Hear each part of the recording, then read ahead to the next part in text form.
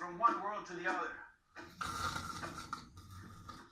But if this happens to us now, there is...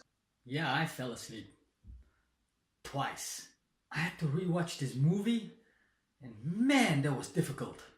This story revolves around the Aether, one of the Infinity Stones. The bad guy in this movie, the villain, is Malekith, a dark elf.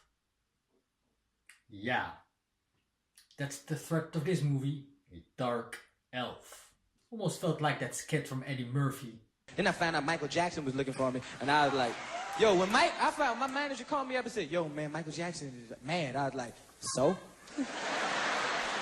If you look at Asgard with all those elves, it looks a little bit like Lord of the Rings. They even mentioned that Yggdrasil from Captain America. We see Loki in handcuffs, going back to Asgard, getting punished by his parents because he has been a naughty boy on Earth.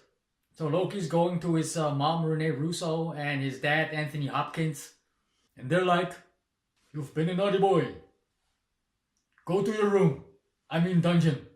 We see Jane Foster again, portrayed by Natalie Portman, and this time they're in London. In London? Yes, London. You know, fish, chips, cup of tea, bad food, worse weather, Mary fucking Poppins, London. Shit floats in London.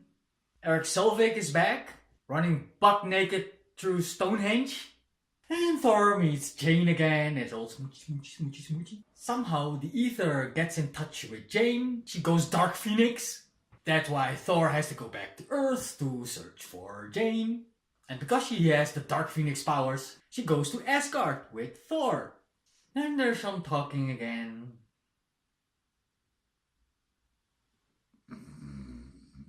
About Malekith and his powers and how he controlled the Aether and bore the dad of boring.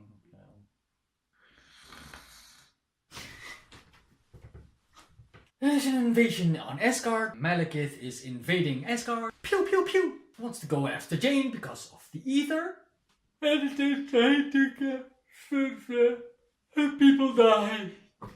There's a funeral. Thor gets Loki out of prison. Come back from your dungeon.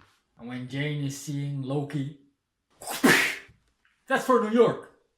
And there is a scene on Asgard between Dark Phoenix and Super Saiyan Malekith and the Aether and Thor and Loki and some... well, yeah, something like that. Then they're back in London. In London? It happened in London. In London? Yeah, in London. And there's the final battle between Thor and Malekith. This movie was boring.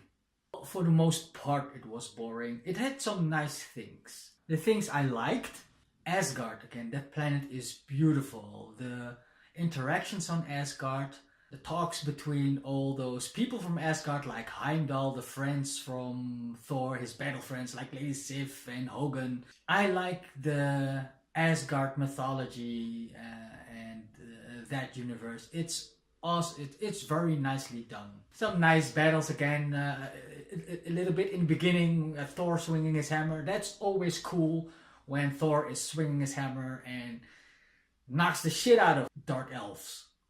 And the villain, Malekith, he was so boring. His henchman though, that was awesome. He was awesome. He was really intimidating looking with the big horns. Like a big guy. Now, that is like a final boss kind of character, you know, the end boss. And he was awesome. He should be the villain, not Malekith. And there are some funny jokes in there, like Thor riding the subway in London. That is funny. So I fell asleep twice. It was really difficult to rewatch this movie. It balanced out little jokes that helped me through the movie, but the most part it was like, get on with it. So this movie is just barely made it in my score, and by barely made it, it's like just okay.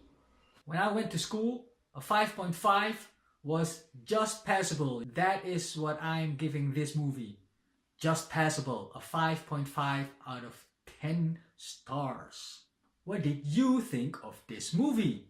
You fell asleep too? Please let me know what you think of this movie. I really want to know your opinion because I really had to search for things to make it just tolerable in my score. Thanks for watching Dr. Video's Marvel reviews. If you have not taken your prescription yet, please press the red button down below. Man, I hope the next movie will be better.